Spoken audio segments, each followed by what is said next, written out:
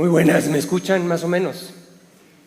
Quiero comenzar agradeciendo a Juan Manuel Palermo, a quien conocí el año pasado, en un evento muy sui generis, el evento más extraño al que yo he asistido, y él desde el primer momento, desde que llegó a visita a Oaxaca en preparación para este evento, mostró una sonrisa que se me quedó grabada en la mente. Es una persona afable que me ha recibido como nadie. He tenido la fortuna de visitar varias ciudades en nuestro continente americano y también acá en Europa y también en Asia. Y debo decir que el recibimiento de Juanma el día de antier y la hermandad que se creó entre nosotros con 3 Franciscos y 2 Juanes reitera en mí el amor hacia nuestra herencia hispánica. Y le agradezco a Blanca el haberme presentado y me enfrento, al verlos a ustedes, ante 3 retos que me apabullan. El primer reto es hacer caber más de 200 transparencias en 40 minutos que me va a dar Blanca. El segundo reto es mantener el interés de ustedes al final de esta jornada que ha sido tan rica. Y el tercer reto, y quizás el más pesado, es relacionar nuestra experiencia en Oaxaca con lo que hemos escuchado con tanto detalle, con tanta riqueza, con tanta madurez en las presentaciones que me han antecedido. ¿Cómo hago relevante la experiencia del otro lado del mundo a las particularidades de las Islas Canarias? Pues voy a tratar de hacerlo, y para hacerlo quisiera retomar algo que surgió ayer, precisamente en el debate, al final del debate. Una compañera que estaba sentada junto de el señor, perdón, aquí está, disculpe, tengo un problema de vista y disculpe que no lo reconocía. Usted decía ayer, es que el patio no es nada más lo edificado. ¿Dónde están las plantas? ¿Y dónde está lo que el patio nos permite en términos de entender nuestro papel en un mundo cambiante? ¿Dónde está la relación entre lo edificado y lo sostenible? Y yo quisiera argumentar, con todo respeto a el maestro Federico, que en Oaxaca tenemos algo de experiencia para hablar de sostenibilidad y voy a tratar de explicarlo de una manera coherente. Comienzo entonces hablando primero en términos generales de México. Quizás para algunos de ustedes esto ya sea pan comido, pero creo que para la mayoría de una audiencia en Europa, en África, no les es familiar. Entonces quisiera dedicar rápidamente un preámbulo para entender dónde estamos nosotros ubicados y tratar de trazar paralelos con las Islas Canarias, que me parecen particularmente interesantes. Y después de esta introducción general a la historia natural y cultural de México y de Oaxaca, hablar ahora sí de la relación entre un edificio del siglo XVI con patios y un jardín etnobiológico que hemos forjado a lo largo ya de casi 30 años. Vamos a ver si sabemos usar los implementos del hombre blanco. Quisiera comenzar con esta imagen, si podemos apagar las luces, por favor, Daniel. Sí, porque creo que no se aprecia realmente. Y es clave el que veamos los colores en esta imagen. Es una imagen de satélite donde vemos que nuestro país está dividido realmente en 2 mitades. Está nuestro país atravesado por, muchas gracias, mucho mejor. El trópico de Cáncer atraviesa nuestro país a la mitad. 50% del territorio está hacia el norte y 50% hacia el sur. Y lo vemos claramente en los colores del paisaje. Esta división alude a algo que ya escuchamos mencionado, los vientos alisios, la circulación, lo que se llama técnicamente la célula de Hadley, como la ubicación latitudinal. Marca un cinturón de zonas áridas, incluyendo el Sahara, incluyendo la isla de Lanzarote, tengo entendido, el norte de México y suroeste, sobre todo de los Estados Unidos, y al sur, pues un cinturón paralelo a más o menos la misma distancia del Ecuador. Eso de entrada, nuestro país está dividido a la mitad. Y así tienes en Sonora, en Chihuahua, en las regiones fronterizas, un paisaje como este, mientras que en el sur, en la parte húmeda, tienes una selva que parece que estás en el Amazonas. Hay además un cinturón de volcanes, un primer paralelo con Canarias, que atraviesa el país hacia el sur del trópico de Cáncer y que significa pues movimiento telúrico muy fuerte todo el tiempo. Somos hijos de la tierra que tiembla, así nos caracterizó un investigador norteamericano. Estamos en la ubicación de confluencia de 5 placas tectónicas. De acuerdo con los geólogos mexicanos, son 5. Las más conocidas son la de Norteamérica, la del Pacífico, pero está también la placa de Cocos, que se subduce por debajo de la placa de Norteamérica, y tenemos la placa del Caribe, y un fragmento de placa que se nombra la placa de Rivera, que ven ustedes hacia el occidente. Esta interacción significa complejidad, significa el levantamiento de cadenas de montañas y también afallamiento, zonas donde tienes cañones que no son el resultado del efecto escultórico del agua, sino que son resultado de apertura, de ruptura de la tierra. Y esto, el hecho de que tengamos tanto relieve, significa, por supuesto, efectos climáticos. Tengo entendido que sombra orográfica es algo que también es común o entendido acá en las Canarias, ¿no? En algunas de las islas.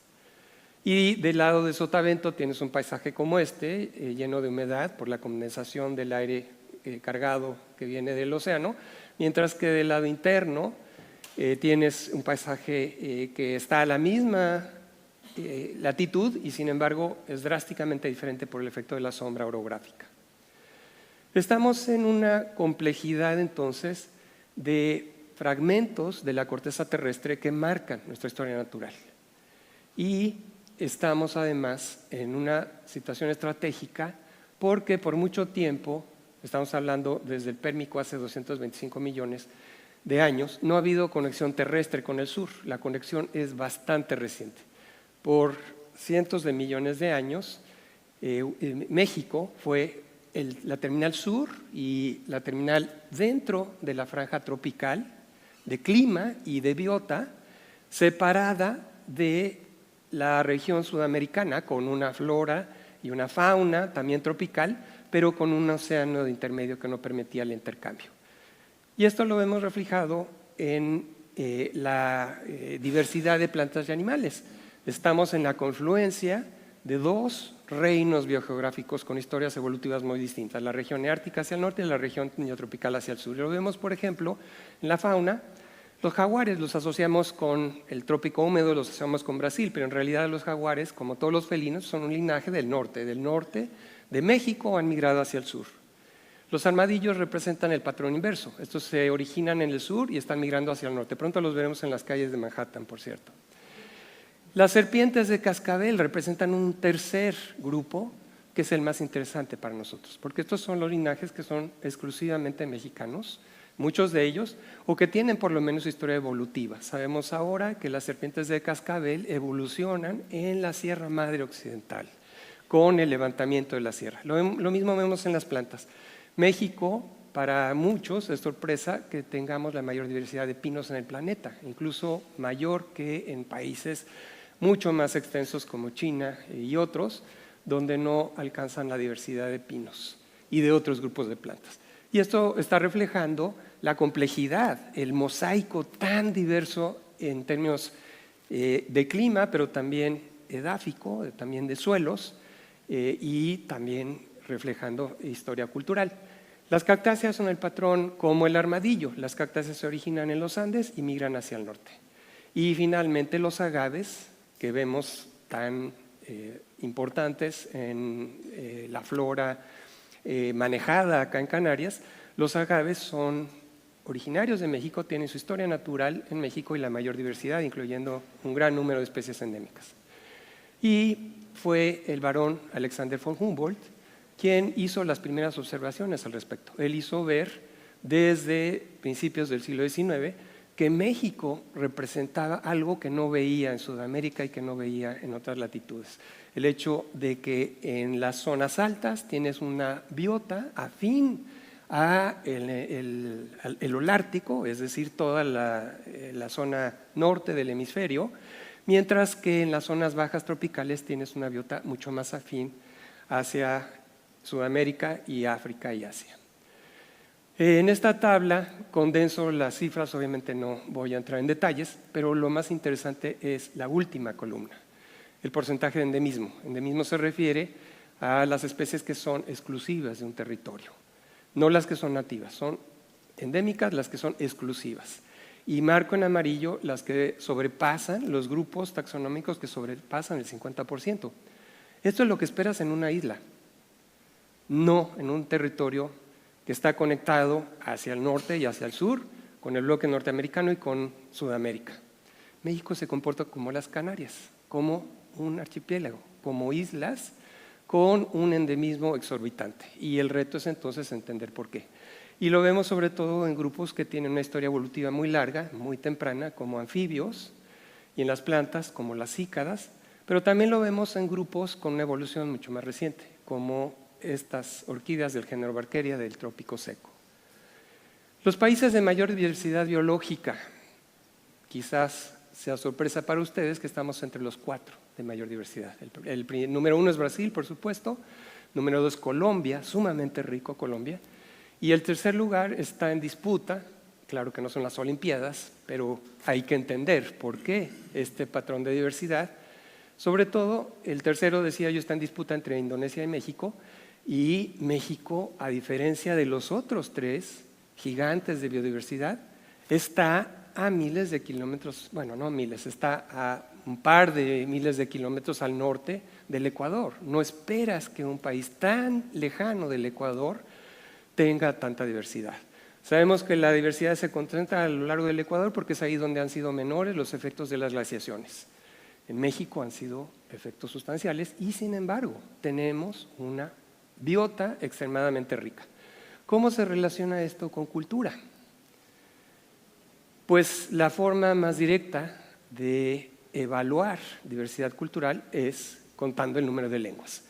Y esto lo hace, este es un servicio global que da una organización que se llama el Instituto Lingüístico de Verano. Ellos han recopilado y actualizan este mapa.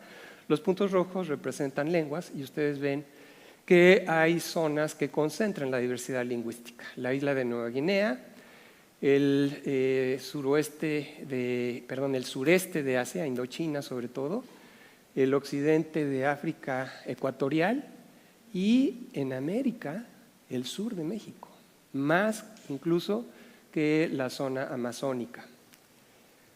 Y esto es otra gráfica que me parece muy elocuente también a partir de los datos del Instituto Lingüístico de Verano. Lo que han hecho es distorsionar el territorio según el número de lenguas. ¿Cómo se vería si inflaras un globo en función del número de lenguas que tiene cada territorio? La isla de Nueva Guinea se infla increíblemente, Indochina también, el occidente de África es la zona más distorsionada del planeta y en todo el hemisferio occidental es únicamente el sur de México la zona que tiene una diversidad comparable. Y esto lo hemos reflejado en cifras. Aquí están los países de mayor diversidad lingüística y por lo tanto cultural en el planeta, y no estamos viendo lenguas individuales como en los mapas anteriores, sino mega linajes lingüísticos. Y familias, México es el único país de América que está entre los 6 de mayor diversidad a nivel planetario y sobrepasamos la diversidad de China, de India e incluso de Nigeria en términos de las familias que son habladas y el número de lenguas de familias lingüísticas son endémicas, que son exclusivas. Entonces hay una correlación que pide una explicación. ¿Por qué hay tanta diversidad biológica y con tanto endemismo? ¿Y por qué al mismo tiempo hay tanta diversidad cultural, tal como se refleja en lenguas, pero sobre todo por qué tanta personalidad cultural peculiar, restringida a México? El hecho de que tengamos 7 familias exclusivamente mexicanas es muy elocuente. Y esto a pesar de que sufrimos una invasión que pues está subyacendo en el discurso político entre México y España en este momento, como ustedes seguramente saben, a raíz de la toma de la presidencia, o más bien de la investidura de la presidencia en nuestro país por la primera mujer en nuestra historia, y el hecho de que no invitó al rey de España. Y la invasión europea en el siglo XVI se tradujo en una mortandad terrible. Se tradujo en una pérdida de más del 95% de la población. Esto está bien trabajado a partir de datos demográficos por una serie de historiadores de mi alma mater, de la Universidad de California en Berkeley, mostrando que 100 años después de la llegada de Hernán Cortés, sobrevivía menos del 5% de la población. Y esto significó no solamente una caída dramática de la población, como nunca se ha dado en términos relativos en el planeta, significó la pérdida de pueblos y de lenguas completas, de culturas que se perdieron. Y digo que esto fue la mayor debacle en la historia de la humanidad en términos relativos, no porque haya sido exclusivo de México, esto fue un patrón en todas las Américas. Pero como México era la zona de mayor densidad de población, el efecto fue mucho más dramático. Bueno, después de esto, ¿cómo quedan entonces? ¿Cómo se comparan los patrones de diversidad biológica a los patrones de diversidad cultural? No son los mismos. Descuellan aquí Nigeria, India, Indonesia, la parte oriental de la isla de Nueva Guinea, que es de hecho la más rica en lenguas, y en el hemisferio occidental únicamente México. Y si sobrepones diversidad cultural sobre diversidad biológica, hay nada más 2 países, Indonesia y México. Yo he propuesto que seamos países hermanos, de que haya relaciones diplomáticas. Y no nos parece una coincidencia el hecho de que tanto en México como en Indonesia, sobre todo en la parte oriental de Indonesia, al occidente de la isla de Nueva Guinea, tengamos la misma complejidad geológica. Son los únicos 2 puntos donde tienes confluencia de al menos 4 placas tectónicas. Esto es único y algo tiene que ver esto. No somos deterministas geográficos, pero algo está pasando aquí. Además, a esto sobreponle el hecho de que somos cuna de una extraordinaria diversidad de plantas y de animales bajo manejo, es decir, diversidad agrícola. Somos cuna, tanto la isla de Nueva Guinea como el sur de México, norte de Centroamérica también, pero sobre todo sur de México, somos cuna de origen de las plantas más importantes en términos del volumen producido hoy día y en términos de la diversidad de usos, sobre todo de usos industriales. Entonces, pues tenemos una serie de paralelos con el modelo de agricultura que se origina en la porción oriental de Indonesia, sobre todo en la isla de Nueva Guinea y el sur de México, en ausencia de grandes mamíferos domesticados. En el caso de Nueva Guinea e Indonesia, el cerdo era el animal más grande antes de la introducción europea de reses y otros animales, mientras que en Mesoamérica el pavo, el guajolote decimos en México, era el vertebrado de mayor tamaño.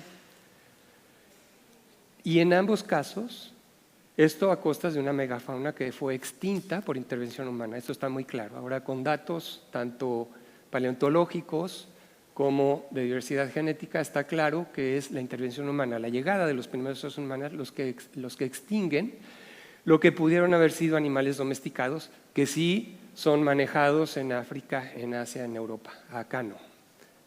Entonces tenemos jardines naturales donde se maneja diversidad de plantas. El modo de producción, tanto en la isla de Nueva Guinea, en general la región insular del sureste asiático, como en Mesoamérica, es una agricultura donde contradecimos la Biblia, contradecimos los libros donde se hablan de las aberraciones, ¿no? Una de las aberraciones bíblicas es que no mezclarás semillas en una misma parcela.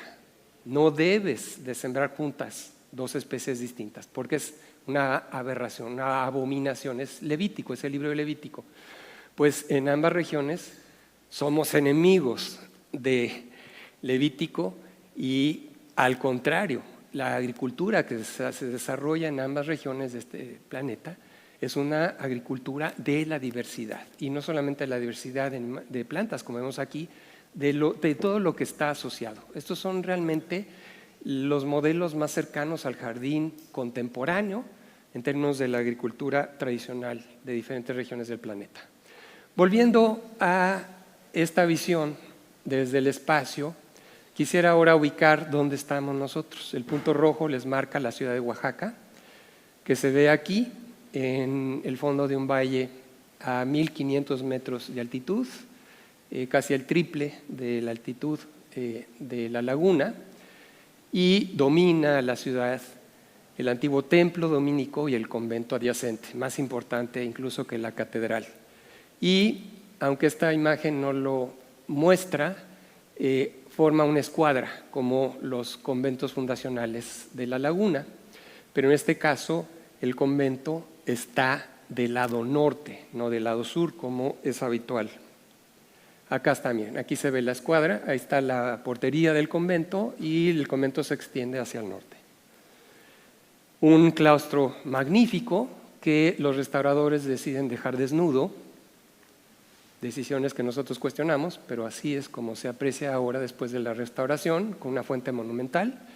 Aquí había dinero, aquí no se sufrió la pobreza que acabamos de escuchar de los conventos de Tenerife. Aquí hubo mucho dinero a lo largo de todo el periodo virreinal y en el siglo XIX, y voy a hablar de dónde venía ese dinero. Y estamos ahora nosotros trabajando, creando un jardín etnobiológico, y sí, digo creando porque no hemos terminado, en lo que fue la huerta del antiguo convento, con sus 4 patios que ven ustedes, el claustro al centro, pero 2 patios hacia el oriente y uno, el mayor, hacia el occidente. Y lo que hemos tratado de mostrar es una reacción a lo que nos querían imponer las figuras que estuvieron a cargo de la restauración. Pero antes de ello, quisiera hablar un poco de la historia del por qué se mantiene este edificio. El presidente Benito Juárez, el primer y único presidente indígena en la historia de México, era de Oaxaca. Y él, en el siglo XIX, a mediados del siglo XIX, instaura lo que conocemos como la Reforma, que incluye, entre otros aspectos, la secularización de las órdenes monásticas, la nacionalización de los bienes eclesiásticos, la separación, en efecto, de la Iglesia y del Estado. Y él dicta las leyes de la Reforma, y eso nacionaliza al antiguo convento y lo convierte en un gran cuartel. Lo que ven ustedes en el círculo rojo es la entrada principal al edificio del cuartel de caballería, edificación de 1903-1904, con una historia muy peculiar, porque este fue un regalo del primer arzobispo de Oaxaca, Monseñor Eulogio Guilou, quien le agradece al dictador Porfirio Díaz el haber retirado al ejército del templo de Santo Domingo, porque incluso el templo, la nave principal, estaba convertida en una caballeriza. El arzobispo le pide a su padrino de ordenación de investidura religiosa que retire a los militares. Porfirio Díaz le concede, y entonces en retribución, para agradecer este regalo, Guilou le construye el cuartel, que es ahora la sede de nuestras oficinas. Y esto conduce a una escena que ven ustedes aquí. Ustedes reconocerán al presidente Carlos Salinas de Gortari con Bush padre, George Bush padre, y Mulroney, el premier de Canadá. Lo que están haciendo estas 3 personas es, a través de sus secretarios de comercio, firmando el Tratado de Libre Comercio. El Tratado de Libre Comercio se firma en 1993, toma efecto el 1 de enero de 1994, y este tratado fue decisivo para nosotros. ¿Por qué? Porque el presidente Carlos Salinas no la tenía todas consigo al tratar de convencer a la opinión pública en México de las bondades del Tratado de Libre Comercio. Y como estrategia de relaciones públicas, el maestro Toledo era visitado por Carlos Salinas en cada oportunidad que había. El maestro Francisco Toledo fue el artista plástico más reconocido en nuestro país. Él era de Oaxaca, él vivía en Oaxaca y él vio la oportunidad en este contexto de la firma del Tratado de Libre Comercio de plantearle, de sugerirle, porque no se lo pidió, el maestro no pedía. El maestro le sugirió a Salinas que tal vez era el momento de retirar a los militares de Santo Domingo de Oaxaca. Y Salinas la agarró al aire y dijo, por supuesto, maestro. Él quería la oportunidad fotogénica de tomarse con la máxima autoridad ante la opinión pública en México. Porque el maestro Toledo no solamente era reconocido por su talento artístico, sino además por movilizar a la opinión pública en torno a proyectos de conservación del patrimonio de todos los mexicanos, y no solamente el patrimonio edificado, y no solamente el patrimonio artístico, sino también el patrimonio natural. Y entonces el maestro, muy hábilmente, pone sobre la mesa la posibilidad de retirar a los militares. Salinas le ve la redituabilidad política que esto va a tener y da la orden de retirar a los militares. Y en ese momento el maestro me consulta y me dice, ¿qué vamos a hacer allí? ¿Se van a ir los soldados? ¿Qué vamos a hacer allí? Y entonces yo propuse, el 3 de agosto de 1993, yo estaba con un pie en el estribo porque iba yo precisamente a Berkeley, al doctorado, pero vi la importancia de esta iniciativa y me quedé unos días más para preparar este proyecto. Este es el proyecto seminal que dio pie a lo que ahora estamos haciendo en Oaxaca. En el jardín queremos representar, en primer lugar, la diversidad florística y faunística, porque somos un jardín etnobiológico, de toda la región. ¿Por qué? Pues porque, como ya dije, es la región más diversa, o bueno, aquí lo reitero, tenemos mayor diversidad de plantas, como lo reflejan las plantas vasculares, las que conducen savia por vasos especializados, y lo vemos tanto en los agaves, tenemos la mayor diversidad de agaves, pero también lo vemos en otros grupos como las orquídeas.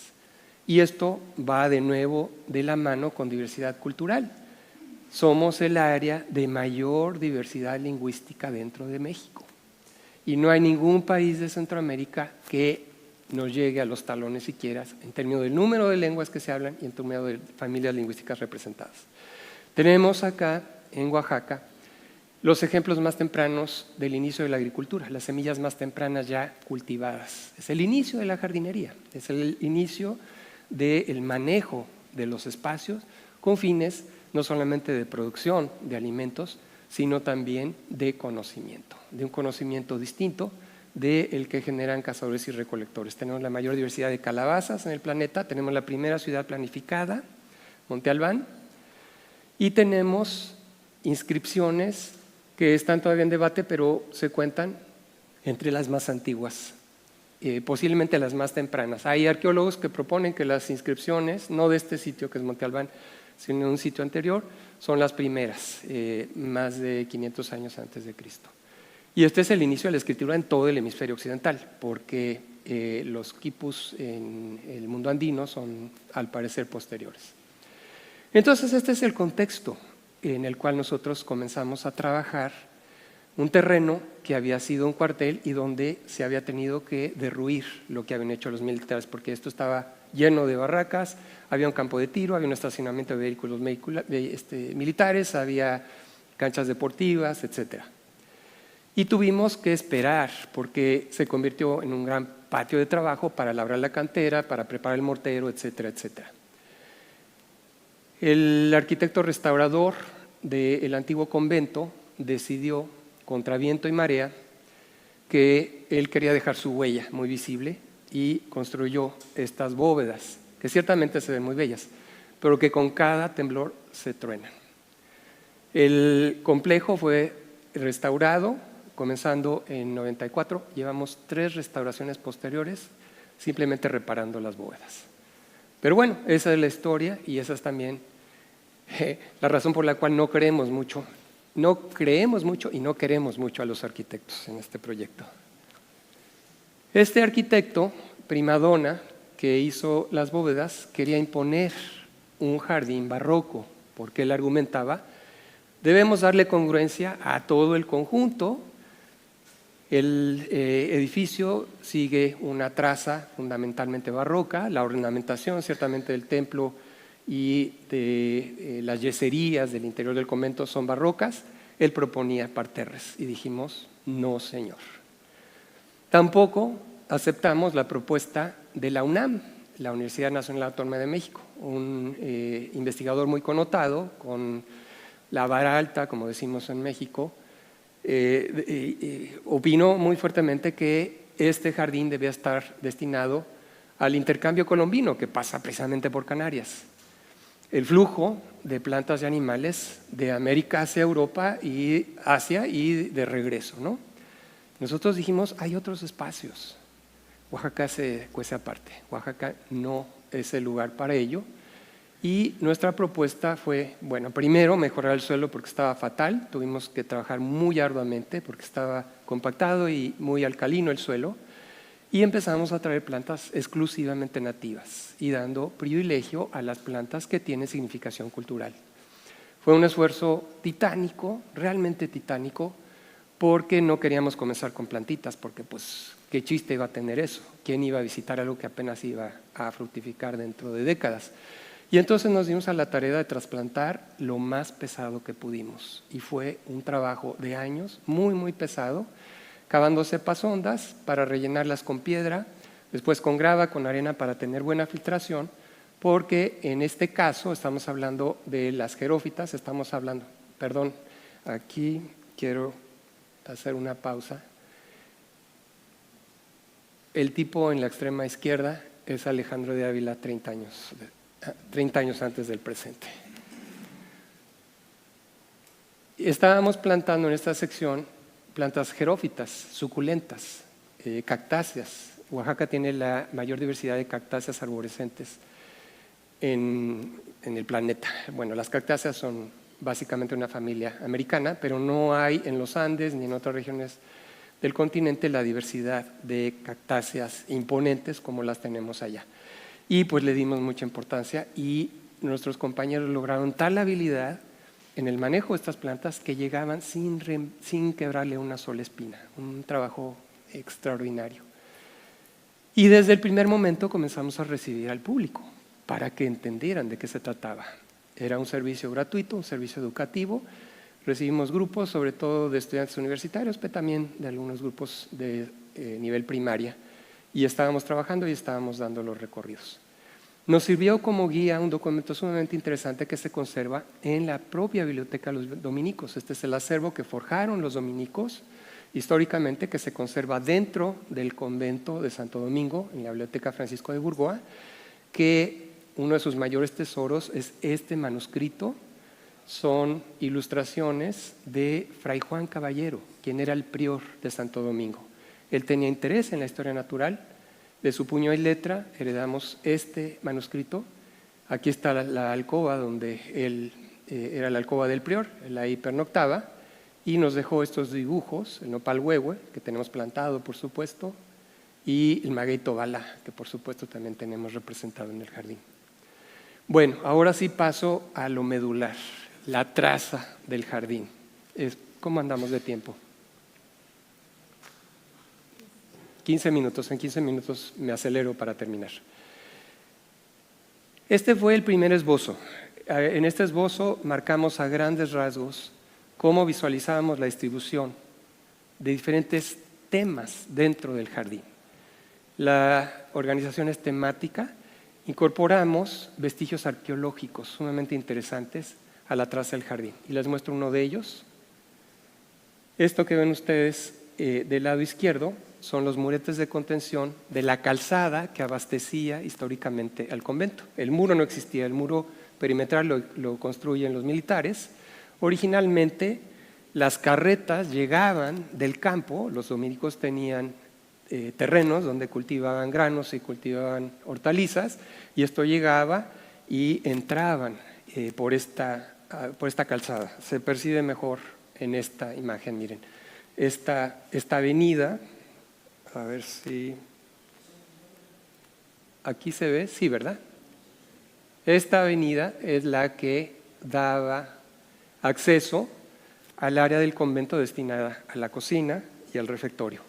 Y entonces esa la hemos cubierto de una tierra de un solo color para que se entienda que era el acceso de las carretas. Y al fondo, aquí pueden ustedes ver este huequito, es un balcón que nosotros abrimos en el muro. Abrimos el balcón para tener esa sensación de continuidad con el mundo exterior. Otro rasgo, tenemos estos hornos de cal, sumamente significativos porque se conservan no solamente, hasta donde sabemos, solamente se conservan 2 hornos de cal históricos del siglo XVI, y estos son los de Santo Domingo de Oaxaca, hornos donde irónicamente el nivel freático ha subido, ya no funcionarían como hornos, pero la prueba está en lo calcinado que están las paredes de adobe. Funcionaron como hornos y ahí se quemaba la cal. Y hemos construido esta escalinata de acceso para que se pueda uno adentrar en el hoyo y entender. Y esto estaba ligado a un estanque donde mantenían el agua para precisamente apagar la cal viva. Aquí está la pila del apagado. Esto es fundamental porque la cal es la base de la civilización mesoamericana. La cal te permite alcalinizar el maíz para poder aprovechar nutrientes que de otra forma no están disponibles. Y cuando ustedes comen gofio acá en Canarias, están desperdiciando nutrientes, un aminoácido y una vitamina, que no puedes aprovechar porque no ha sido nixtamalizado el gofio.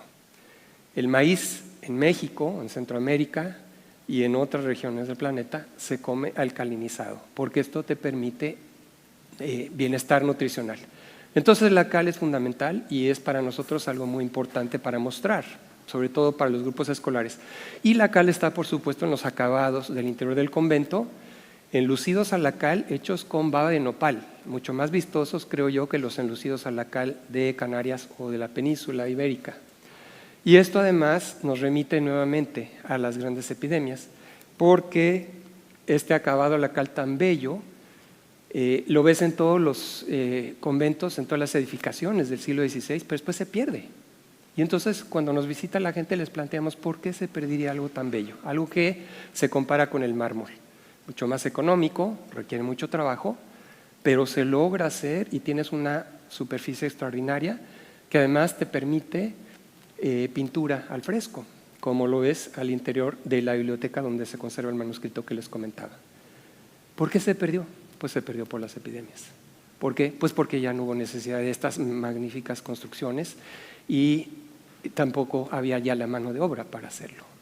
Entonces es de nuevo una alusión o una referencia a esa historia trágica nuestra. Volviendo a los hornos de cal, eso nos da pie el hecho de que aquí se hubiera quemado piedra de cal, piedra caliza traída de un cerro cercano. El hecho de que allí se hubiera transformado en cal viva nos da pie para plantar alrededor de este vestigio arqueológico plantas que crecen en piedra caliza. Necesitan la alcalinidad del suelo para crecer y entre ellas sobresale este que es el rey de los agaves. No lo he visto acá en Tenerife, creo que podría adaptarse. Es un agave espectacular y es endémico de un solo bloque de karst, de un solo bloque de piedra caliza. Otra planta también espectacular, el equivalente, diría yo, del drago o de la sangre de drago, Fouquieria purpusi, exclusiva de terrenos calizos y persecos en la cañada de Cuicatlán, una zona muy interesante. También esta palma, culturalmente muy significativa, porque con esta palma se tejen las esteras donde duermes, se tejen los cestos donde guardas las tortillas, se tejen los sombreros, de los cuales acabamos de escuchar. Un vestigio que nos relaciona con la historia ibérica y sobre todo con la historia islámica. Estos eran los lavaderos y el placer, es decir, donde se bañaban los novicios. El placer está forrado de azulejos que yo llevé la muestra. Afortunadamente uno de los arqueólogos conservaba un fragmento y entonces con ese fragmento fui a la ciudad donde se hicieron estos mosaicos, porque esto es algo vivo, es una mayólica que es especialidad de la ciudad de Puebla. Fui a Puebla, encontré a un maestro alfarero que se ha especializado en diseños del siglo XVII y XVIII, le llevé la muestra y nos hizo estos azulejos espectaculares. con un diseño que nos parece más islámico que cristiano. Y tenemos en nuestro trabajo encontramos fragmentos, ahí mismo, en el lugar encontramos fragmentos de loza de estas características, y en el museo al interior de Santo Domingo hay piezas completas que se restauraron, encontradas en el basurero del convento. Y como ustedes podrían imaginarse, alrededor de los lavaderos y del placer, donde se bañaban los novicios, hemos plantado lo que te surte de jabón. Esto les encanta a los niños, les hacemos la demostración y no lo pueden creer, que simplemente estrujando una valla tú tengas jabón. Otro vestigio, los canales. Los canales, tenemos una parte que es arqueológica que hemos restaurado con mampostería y el acabado a la cal, pero le damos continuidad con un canal de concreto que construimos, y lo hicimos a propósito de concreto para distinguir, para diferenciar qué es original y qué es restauración, y no restauración, sino continuidad en este caso. Y le hemos puesto diques de cristal para que no te quede una película, porque hay bastante diferencia, hay 8 metros de diferencia entre la parte occidental y la parte oriental del jardín. Entonces si no tuviéramos esos diques, pues se te vacía el canal. En las bóvedas del convento, nosotros estamos aprovechando que tenemos media hectárea de bóvedas y de cúpulas, y estamos nosotros cosechando agua de lluvia. Esto no es histórico, los dominicos no necesitaban hacer esto porque tenían derechos de agua del acueducto que surtía la ciudad. Nosotros, ante la sequía que se agrava año con año en casi todas las ciudades de México, construimos con una gran inversión de trabajo y de recursos una mega cisterna, la cisterna más grande pluvial en el estado de Oaxaca, tiene una capacidad de 1.300.000 litros. Y construida la cisterna, pues decidimos en esta cubierta de concreto pues poner cantera acorde con el edificio adyacente, y construimos gradas con la idea de que esto fuera para eventos culturales abiertos al público, gratuitos, conciertos, representaciones de danza, de teatro. Pero la industria turística se lo ha apropiado, y ahora las bodas más costosas en México se realizan ahí, en ese espacio. Y ahí está el espacio en el círculo rojo. Y adyacente a eso tenemos otro vestigio sumamente interesante, de nuevo algo que nos relaciona con la historia de, pues no sé si de Canarias. ¿En Canarias se hace mayólica? Sí, muy poco. Bueno, pues en Oaxaca se hizo, y ahí está la prueba. Ese es el horno de mayólica. Sabemos que era mayólica porque se encontraron fragmentos en la cámara de combustión.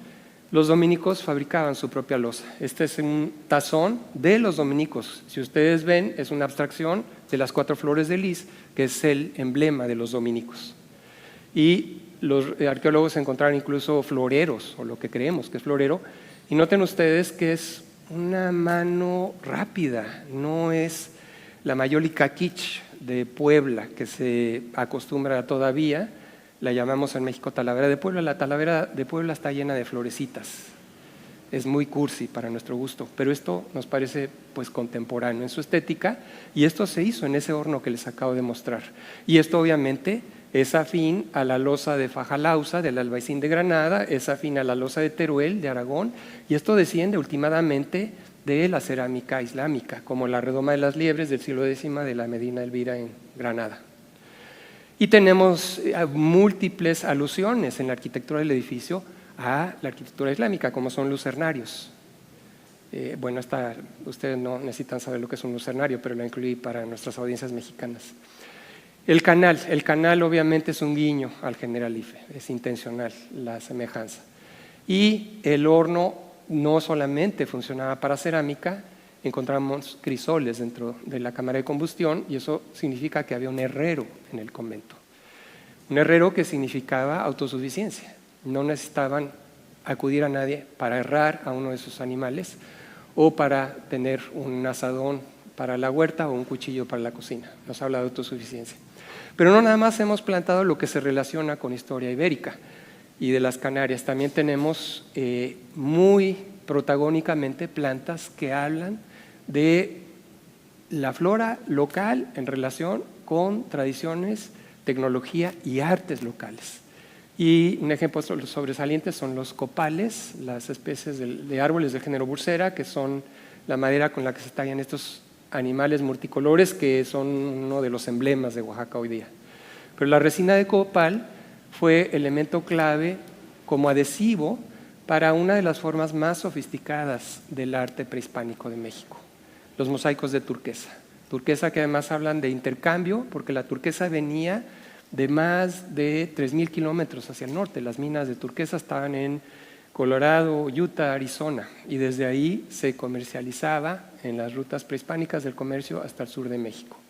La resina de copal también permitía esta orfebrería tan preciosista, la más delicada, me atrevo a decir, incluso que la del mundo andino. La del mundo andino es fantástica, pero en términos de detalle, en términos de precisión de la manufactura, creo que lo de Oaxaca es lo más preciosista, digamos. Y esto pues es especialidad que requiere de la resina. Se conoce como la cera perdida, pero en realidad debía llamarse la cera de la resina perdida. Alrededor del horno de cerámica hemos plantado lo que llamamos nopaleras, acá serían chumberas, y en particular esta especie de nopal que no he visto acá, que es Opuntia ficosíndica, variedad tomentosa, nopal de San Gabriel, que fue seleccionado específicamente como planta hospedera de algo que nos relaciona nuevamente con Canarias. La grana cochinilla, un insecto parásito, nada más de esas cactáceas, no crece en otras cactáceas, no prospera en otras cactáceas, y esto es resultado de domesticación. Esta especie no la encuentra silvestre. Esto es resultado de un manejo de milenios seguramente, que una vez que llegan los europeos significa el oro rojo de América. Este animalito es el que permite teñir telas extraordinarias que se siguen usando como tejidos ceremoniales, como indumentaria de boda y de entierro, y que le permitió al Greco enriquecer su paleta, y no solamente a pintores del siglo XVI español, sino incluso a Van Gogh, todavía en el siglo XIX, a pesar de que Van Gogh ya tenía a la mano anilinas, pero él prefería los negros saturados profundos que te da la grana y que no te dan los colorantes sintéticos. La grana es ahora reconocida como se hizo en el Palacio de Bellas Artes. Esta es nuestra máxima institución cultural en México. Participé en el guión curatorial en 2018, donde el mensaje central era que la grana es la contribución más importante de México al arte universal, porque la grana modificó el arte de los pintores del siglo XVI español, pero también de Rembrandt, pero también de Goya, pero también de toda una secuela de artistas de Occidente que vieron posibilidades estéticas que no había antes de la grana.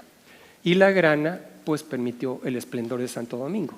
Les decía yo, en Santo Domingo no ves reflejada pobreza, ahí ves riqueza, y la riqueza venía de la grana. La grana era el producto agrícola más redituable, no solamente del Imperio Español, sino de todo el mundo, del siglo XVI al siglo XIX, cuando los ingleses y los alemanes llevan las anilinas al comercio mundial y se cae el comercio de la grana. Pero hasta ese entonces era el producto más redituable. Incluso en algunos años, cuando la demanda era mayor, su precio era mayor que el de la plata en peso. Los diseños de los textiles teñidos con grana nos remiten al diseño básico del jardín. Las grecas de Mitla, que son diseños textiles incorporados a la arquitectura, diseños que vemos en la indumentaria de los manuscritos próximos a la llegada de los europeos. Este elemento lo conocemos como greca, obviamente por la relación con el arte del periodo arcaico griego, y la traza de los andadores y de los canales y de las esculturas y de todos los elementos dentro del jardín está inspirado por la greca. No hay curvas, no hay ángulos obtusos ni ángulos agudos, siempre son esquinas escuadra, y esto es reflejo de la greca. Así está concebido todo el jardín, y esto ha inspirado a varios artistas, señaladamente Patrick Petersen, a pesar del nombre es mexicano, y él se ha inspirado en nuestro jardín y lo ha llevado a tercera dimensión y pues ha tenido bastante éxito comercial.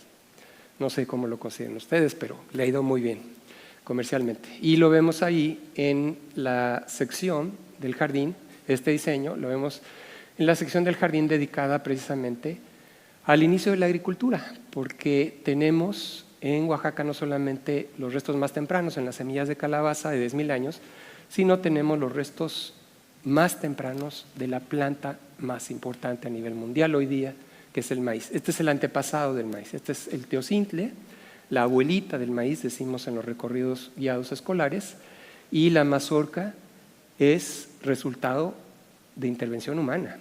La mazorca es una aberración en términos biológicos porque esta planta pierde la capacidad de reproducirse. Está también envuelta la semilla por lo que llamamos el totomostle, que es la hoja que lo cubre, y están tan firmemente incrustadas las semillas en el olote, que es el raquis, que la mazorca se cae y se pudre, no puede germinar. Es la planta más transformada por intervención humana de todo el planeta. Y pues es ahora la que se le destina mayor superficie a nivel mundial y la producción en mayor volumen a nivel mundial y los usos industriales, porque para nosotros en México el maíz es tortilla, es tamal, es atole, pero fuera de México el maíz es edulcorantes, es forraje y es crecientemente moléculas para la industria, moléculas para los plásticos, para fibras textiles, para fármacos, para cosméticos, etcétera, etcétera, etcétera. No nos damos cuenta que el maíz está en toda nuestra vida contemporánea. Y el maíz para nosotros tiene un peso simbólico muy fuerte. El maestro Toledo, cada celebración del Día Nacional del Maíz, porque tenemos nuestro Día Nacional del Maíz, acaba de pasar, es el 29 de septiembre, regalaba tamales. Y regalando tamales logramos que McDonald's no se impusiera en el Zócalo de la ciudad de Oaxaca. Fue una movilización de la ciudadanía en contra de la transnacional por lo que representa alimento chatarra de mala calidad y la intromisión de las grandes empresas en nuestra vida cultural. Dijimos no a McDonald's y triunfamos. Dos ejemplos más ya nada más para terminar. La vainilla tenemos razones para pensar que también es originaria de Oaxaca, de que fue cultivada desde la antigüedad, y el barbasco. El barbasco es una planta que fuera de México se conoce muy poco, pero el barbasco permitió que nuestra sociedad global enfrentara dos grandes retos a partir de los años 50. Primero, control de la natalidad. La píldora anticonceptiva se produjo por las grandes empresas farmacéuticas a partir de esta planta oaxaqueña. Este tubérculo crece en milpas que están siendo recuperadas por la vegetación original, lo que llamamos acahuales, les decimos. El acahual es donde se está recuperando la fertilidad del suelo, porque son laderas, en zonas tropicales húmedas se está recuperando, y ahí es donde crece esta planta, masivamente. Y entonces la gente que había sembrado maíz regresaba algunos años después a cosechar estos tubérculos y a venderlos muy, muy baratos a quienes se dedicaban a lo que llamamos coyotaje en México, quienes realmente lucraban con esto, lo vendían a las compañías farmacéuticas para la píldora anticonceptiva, pero también para cortisona. Y la cortisona, seguramente están ustedes al tanto, que ha sido ahora en la pandemia del COVID-19 el fármaco más importante para el tratamiento de enfermos al borde de la defunción. Para casos extremos, la cortisona sigue siendo el mejor tratamiento, el tratamiento más efectivo. Ya no es cortisona de la planta de Oaxaca, pero si no ha sido por la planta de Oaxaca en los años 50, 60, 70, la industria farmacéutica no se hubiera desarrollado al grado que lo hizo. Y nosotros estamos cultivando ambas especies, la vainilla y el barbasco, en la esquina nororiente del jardín, lo más alejado posible del inmueble histórico para que no haya conflicto estético, porque es una estructura de metal y de cristal, y en esas condiciones, diseñado por un gran arquitecto mexicano que no vive en México, pero él tiene obra en todo el mundo, Francisco González Pulido, él nos diseñó esta estructura, y es una estructura que tiene muchos méritos, y para nosotros la más significativa es que se refresca, porque tenemos una cámara fresca, se refresca por geotermia. La geotermia acá en Europa se usa mucho para calentar, nosotros la usamos para refrescar y funciona muy bien. Estamos además generando nuestra propia energía, somos autosuficientes en energía, por eso decía yo que tenemos experiencia con sostenibilidad, y con esa energía estamos bombeando el aire, estamos bombeando el agua para humidificar el invernadero, y estamos además enfriando el aire. Estamos bombeando el aire a 2 metros de profundidad, circula, le da la vuelta alrededor de los cimientos y sale fresco. Y eso permite cultivar. El jardín es autosuficiente en energía, cosecha agua de lluvia y genera ingresos que sobrepasan con mucho el costo de la nómina y los gastos de operación. Si nosotros tuviéramos esos ingresos que generan los eventos sociales, pues estaríamos en otras condiciones. La verdad es que estamos viviendo una situación muy precaria, año con año no tenemos los sueldos dignos que merecemos después de tantos años de trabajo, no tenemos un presupuesto de operación, no tenemos prestaciones laborales, es una situación de infamia. Pero esperamos que esto se revierta porque ciertamente está entrando bastante dinero al jardín por la posibilidad de hacer estos eventos sociales en la plazuela que nosotros mismos construimos. En 2001, el Centro Cultural Santo Domingo, del cual formamos parte, recibió el premio Reina Sofía para la conservación del patrimonio cultural en su primera edición. Fue la primera vez que se otorgaba este premio en este campo.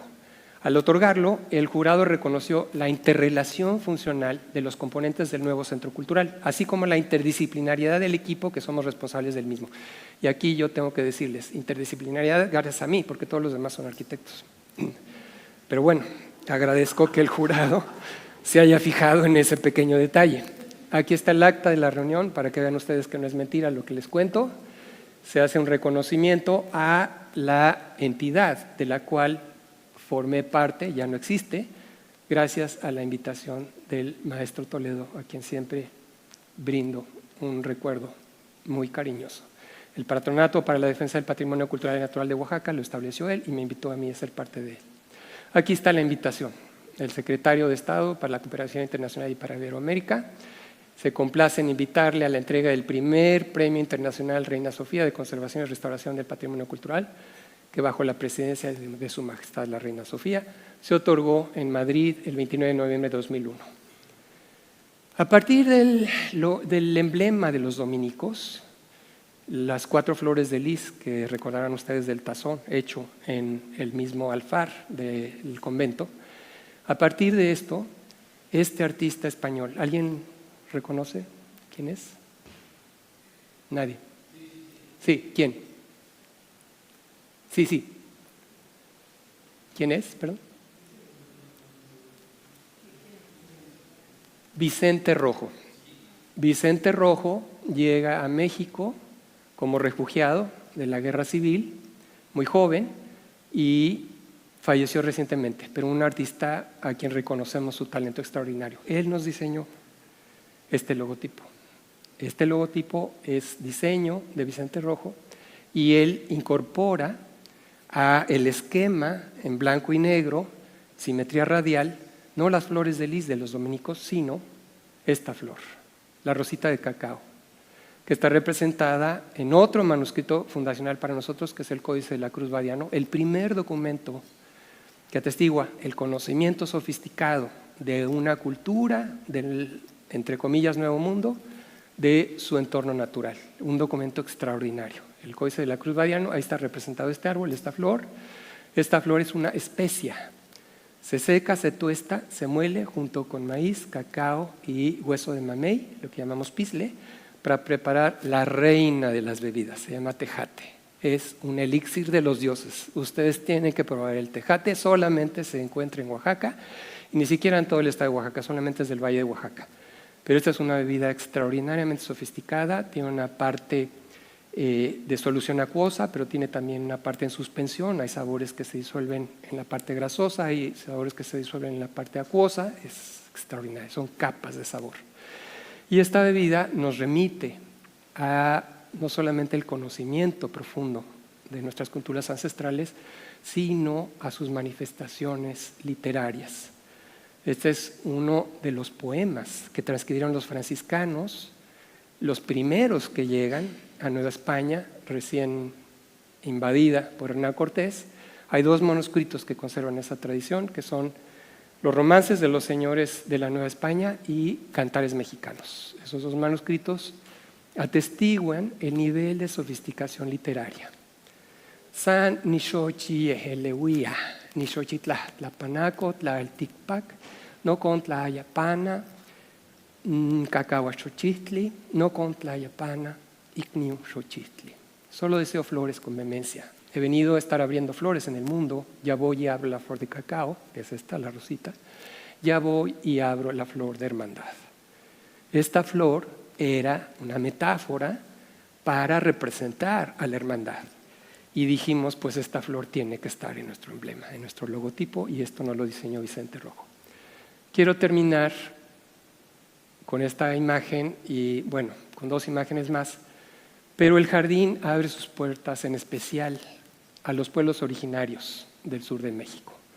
Aquí nos visita una señora de la comunidad Ayuk de Santa María Tlahuitoltepec con sus hijos, y esto nos da pie a reflejar o a reflexionar que para nosotros el jardín etnobiológico es un esfuerzo grupal para beneficio público. No se trata de generar publicaciones individuales ni premios profesionales. En nuestra experiencia, un jardín etnobiológico es una buena base para trabajar a favor de la educación colectiva y el cambio social hacia la equidad y hacia un modo de vida sostenible.